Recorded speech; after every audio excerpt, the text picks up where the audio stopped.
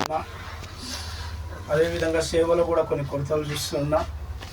కొన్ని సమస్యలు నేను ఎదుర్కొన్నా. చాలా బాగా అనిపించింది. చాలా సేవ చేయాలంటే అందరూ అనుకుంటారు సేవ చేస్తామంటారు, కానీ సేవ చేయాలా కానీ చేయవద్దని నేను అంటలేదు.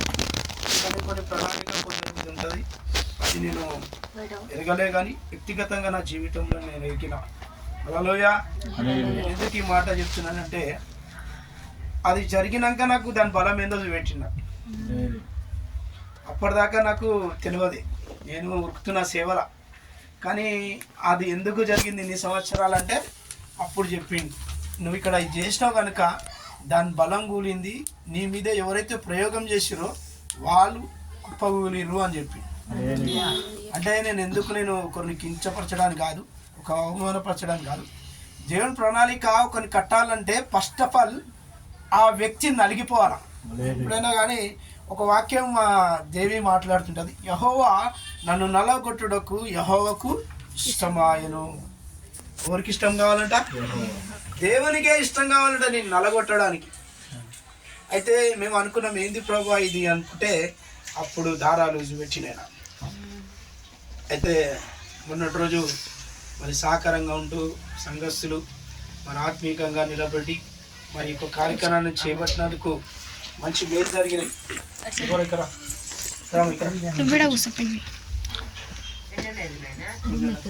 అయితే నేను ఇవన్నీ కాక నేను దేవుని ఎత్తుతున్నా, ఏంది దేవా మాకు సమాధానం కావాలా, ఇంకా మాకు కొన్ని విషయాలు తెరవబడాలా అని దేవుని దగ్గర ఎత్తుతుంటే నన్ను వాక్యం చాలా బలపరిచిన మాట ఏంటంటే, నా రాజ్యం ఆల్రెడీ వచ్చింది, నా రాజ్యం ప్రకటన చేయబడ్డది, కానీ ఆ రాజ్యం మరలా ఎట్లా కట్టబోతున్నానంటే మనుషుల ద్వారా కట్టబోతున్నా అన్నాడు ఆయన. ఎట్లా కడతాడు రాజ్యము? మనుషుల ద్వారా కడతాడు. అంటే రాజ్యం ఆల్రెడీ ప్రకటించబడ్డది, రాజ్యం వచ్చేసింది, కానీ అది మరలా కట్టాలంటే మనుషుల చేతనే కడతా అన్నట్టు ఆయన. అంటే కొందరికి తెలియదు, మేము నీతిగా ఉంటే సంఘానికి వెళ్తే ఆడికి వెళ్తే అయిపోయింది అని అనుకుంటారు. కానీ ఇక్కడ ఏంటంటే రాజ్యం కట్టాలంటే నీవేం చేయాలా? జనముగా మారాలంట. ఏం కావాలా? జనముగా నువ్వు మారాలి. అంటే జనములో ఐక్యత కలిగి నువ్వు నడవాలి అని దేవుడు చెప్తుండు. తర్వాత ఆ ఇంటిని కూడా కడతా అంటుడు ఆయన. ఎట్లా కడతాడు? నువ్వు జనములోకి వెళ్తే నేను నీ ఇంటిని నేను కట్టబోతున్నా అన్నాడు ఆయన. ఇది దేవుని ప్రణాళిక.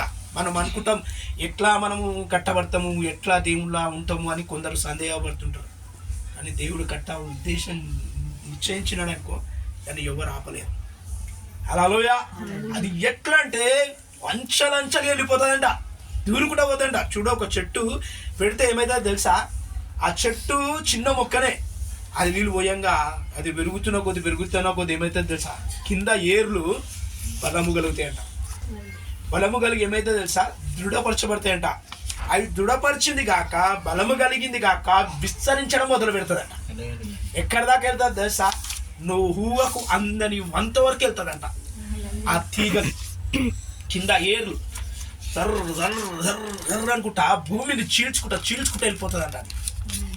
అంటే ఈ యొక్క నూతన సంవత్సరంలో నువ్వు చూడబోతున్నావు అంట, ఆ కార్యాన్ని నీ మీద జరగబోతుందంట. హల్లెలూయా. నేను బాగా దేవుని దగ్గర అడుగుతున్నప్పుడు దేవుడు అంటుడు తీసుకెళ్ళబోతున్నాడు నేను అంటున్నాను. ఎవరు తీసుకుపోతారు? దేవుడే నన్ను తీసుకెళ్తాడు. హల్లెలూయా. అక్కడ ఇందాక ఒక పాట పాడుతున్నాం. ఏం పాట అంటే, నీ మందిరమై నేను ఉండగా నా యందు నడిపించవా అని నేను పాడుతున్నా. ఎందుకంటే ఇంతవరకు నీ మందిరంగా మేము ఏ విధంగా కట్టినామో కానీ ఇప్పుడు నువ్వు కట్టుదేవా అని దేవునికి నేను అప్పచెప్తే దేవుడు అక్కడ మాట్లాడిన మాట ప్రవచనం ద్వారా ఏమని మాట్లాడినంటే, నేను మీ మధ్యలో దిగిన, నేను మీలో కొందరిని నేను లేవనెత్తబోతున్నా, తర్వాత నేను మీకు ఇచ్చిన వాగ్దానాలను నెరవేర్చి నేను మీకు వాగ్దానాలు ఇవ్వబోతున్నా అంటున్నాను. హల్లెలూయా. ఎవరు ఇస్తాంటారు వాగ్దానాలు? దేవుడు ఇస్తాంటాడు. అంటే ఈ సంవత్సరం గడిచిన సంవత్సరాన్ని మళ్ళీ నూతన సంవత్సరంలో నేను వాగ్దానాలు ఇస్తున్నా అంటున్నాను. ఎవరి ద్వారా వాగ్దానాన్ని పొందబోతున్నావు? దేవునిలో వాగ్దానాన్ని పొందబోతున్నావు. దేవుడు ఇచ్చిన ప్రామిస్ కార్డ్స్ ఎన్నాడో రాబోదు కదా. చూడండి, మరొక వాక్యంలోకి వెళ్దాం.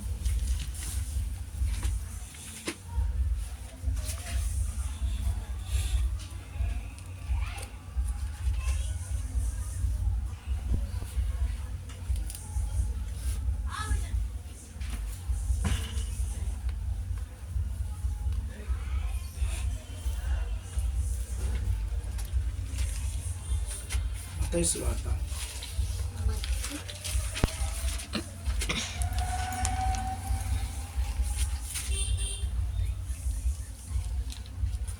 22వ అధ్యాయం.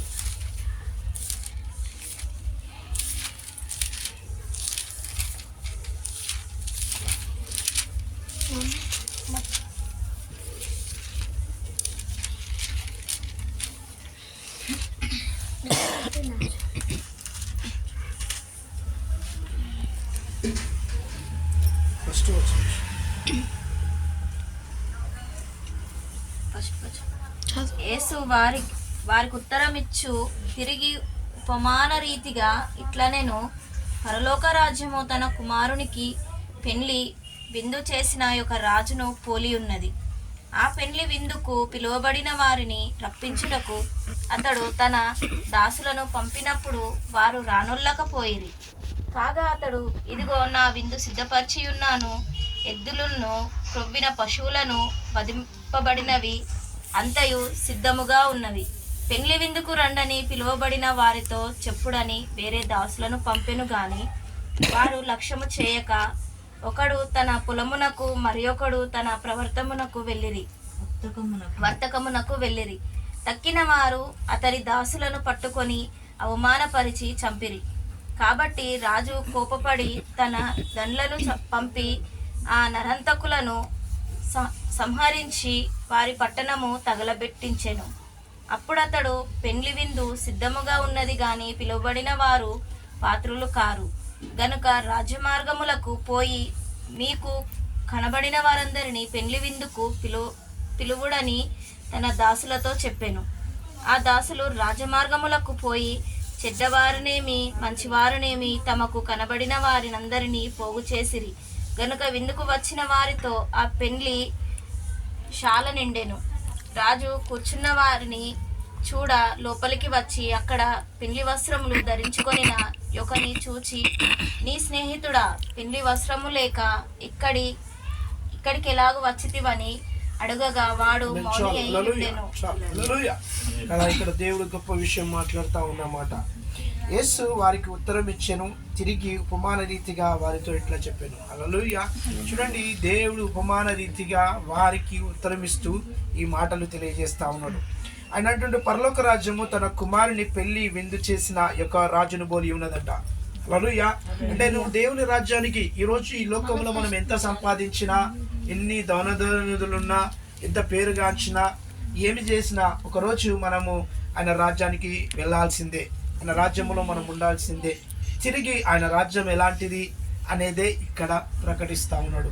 చూడండి, ఎంత సమకూర్చుకున్నా, ఎంత పేరు కాంచినా, చివరికి అది ఎవరి దగ్గరికి వెళ్తుందంట? దేవుని సముఖంలోకి వెళ్తుంది. అట్లా దేవుని రాజ్యం గురించి ఇక్కడ మాట్లాడుతూ ఉన్నాడు. ఆయన ఏమంటుండు? ఒక రాజు ఏంటంట, పరలోక రాజ్యమును పెళ్లి కుమారుని విందు చేసిన యొక్క రాజును పోలి ఉన్నదంట. అయితే పరలోక రాజ్యము ఎలా ఉంది అంటే, ఒక రాజు పెళ్లి విందుని ఎలా అయితే ఏర్పాటు చేస్తాడో అలా పరలోక రాజ్యం ఉంది అంట. హల్లెలూయా.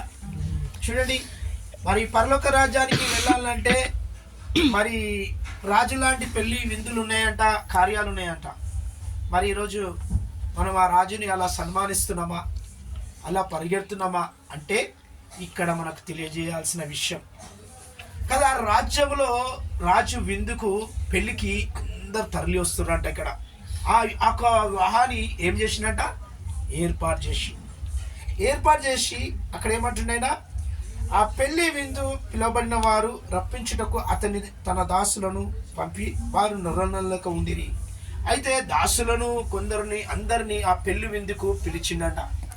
రండి, మీరందరూ రండి అని చెప్పి అందరికీ పెళ్లి వర్తమానం అందించిండు. ప్రతి ఒక్కరికి అందించిండు. ప్రతి ఒక్కరు కూడా పెళ్లి విందు విన్నవారు.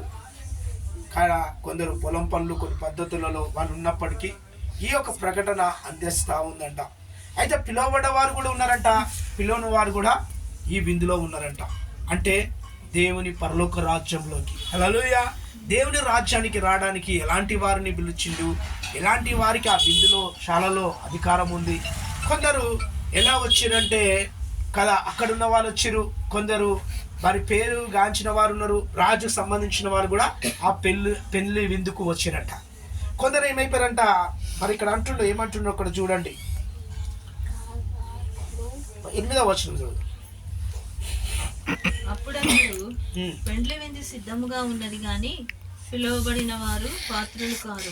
అయితే పెళ్లి విందు సిద్ధంగా ఉంది కానీ పిలిచిన వారు పాత్రులు కాదు. ఎవరున్నారు పాత్రులు? కింద చదువు.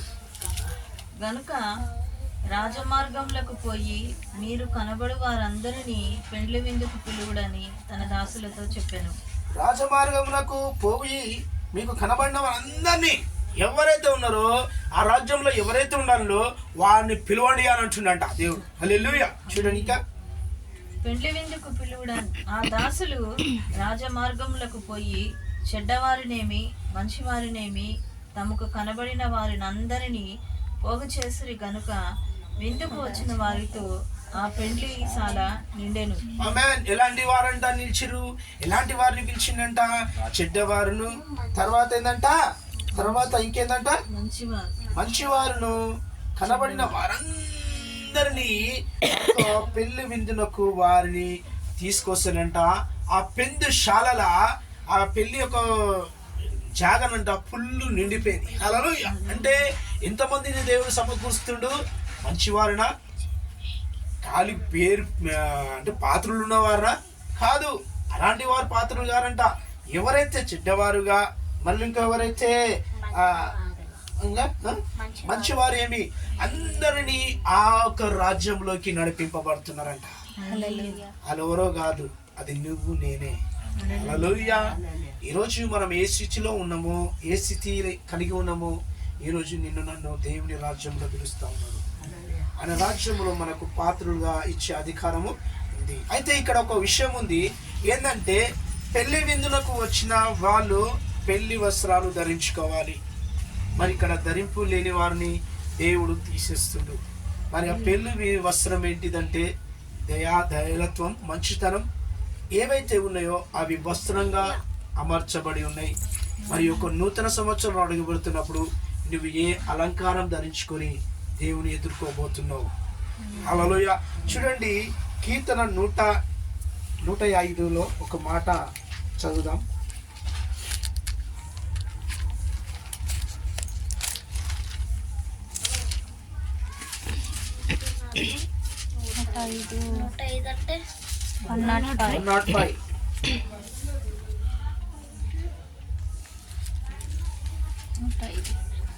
సారీ, 103.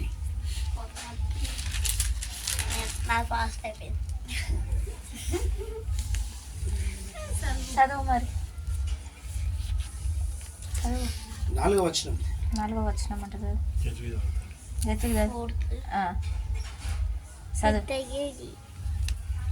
సమాధిలో నుండి నీ ప్రాణమును విమోచించుచున్నాడు.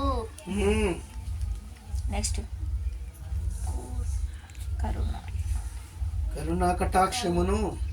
కటాక్షములను నీకు కిరీటముగా ఉంచుచున్నాడు. పక్షిరాజు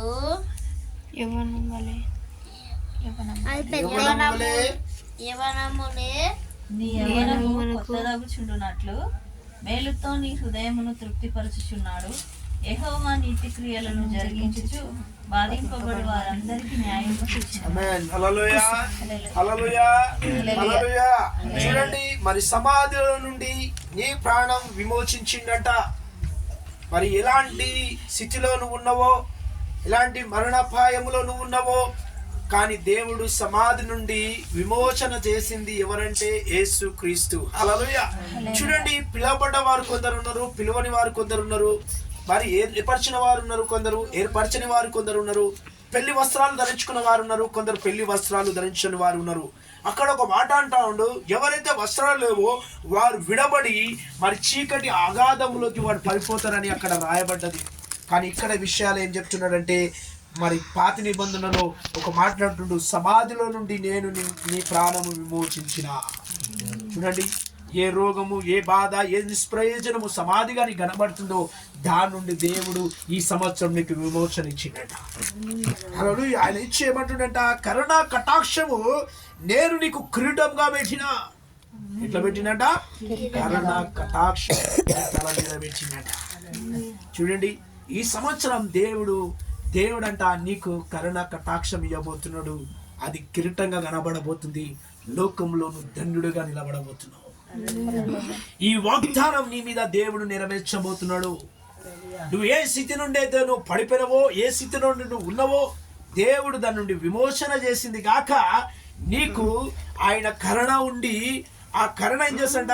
కటాక్షము. ఆయన కటాక్షం అంటే నువ్వు ఏ పని చేసినా ఆయన దయలో, ఆయన కాపుదలలో అది వర్ధిల్లి నూరింతల ఫలాన్ని పొందుతూ అది నీకు ఎల్లవేళల కిరీటంగా కనబడతా ఉంటుందంట. అది కనబడింది కాక నీవు పక్షిరాజు యవ్వనం వల్లే నీ యవ్వనము కొత్తదగును. ఈ సంవత్సరం దేవుడు పక్షిరాజు యవ్వనాన్ని నీకు ఇవ్వబోతున్నాడు. చూడండి, కొన్ని విషయాలు నేను గ్రహించిన. యేసుప్రభా, మేము మళ్ళా ఎట్లా చిగురించాలా దేవా అంటే, పక్షి ఏం చేస్తాడంట, ఆ గద్ద ఎగురుకుంటా తన ఆహారాన్ని సంపాదించుకుంటుంది ఎక్కడ వేనా. మరి ఎవరు పెట్టినా తినదు, ఎవరు చేసినా తినదు. ఎందుకు? దానికి ఒక సామర్థ్యం ఉంది, దానికి ఒక బలం ఉంది, దానికి ఒక వివేచన ఉంది, దానికి ఒక జ్ఞానం కలిగి ఉన్నది. పక్షిరాజు యవ్వనం. పక్షులలో పెద్ద పక్షి అంటే మరి గద్ద అని చెప్తారు. హల్లెలూయా. ఆ గద్ద ఏం చేస్తుందంటే తన ఆహారాన్ని సంపాదించుకుంటుంది, ఎవరికి లొంగదు కదా. ఆ పక్షిరాజు ఏం చేస్తుందంటే ఆహారం సంపాదించుకోవడానికి ఎత్తైన స్థలములోకి వెళ్తుంది. ఎక్కడికి వెళ్తుంది? ఎత్తైన స్థలంలోకి, ఆకాశం పైకి మెట్టునెక్కి నిటారుగా తన ఆహారాన్ని సమకూర్చుకోవడానికి నేరుగా చూస్తుందట. చూసి ఆహారం ఎక్కడుందో అక్కడ నుండి క్షణం మాత్రము కాకుండా, ఆలస్యం కాకుండా ఆహారం వైపు వెంటనే దూసి పడుతుంది. అది పడి ఆహారాన్ని ఎత్తుకొని వెళ్ళిపోయి సమకూర్చుకొని తిని తర్వాత కొన్ని కాలాలు జరిగిన అదేమైతుంది? హృదయంలోకి నడిపింపబడుతుంది. పడిన తర్వాత తనను తాను మళ్ళా యవనాన్ని తెలియజేసుకోవడానికి ఒక కొండ శిఖరానికి వెళ్ళి తన ఈకలను, తన ఒక కొమ్మును, తన గోర్లను పదును పట్టిస్తుందట.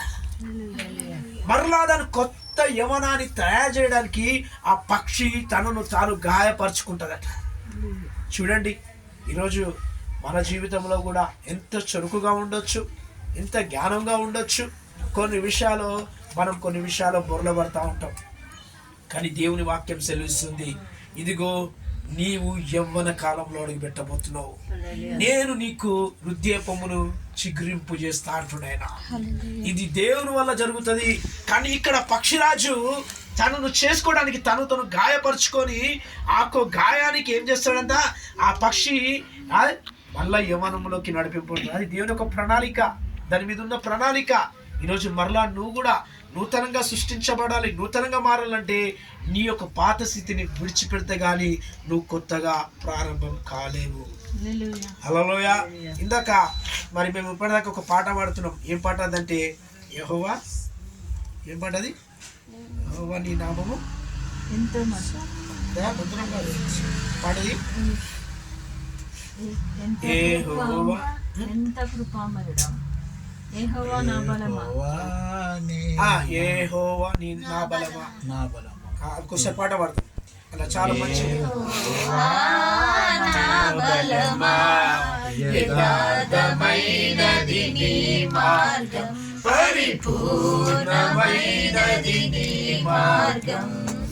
యెహోవా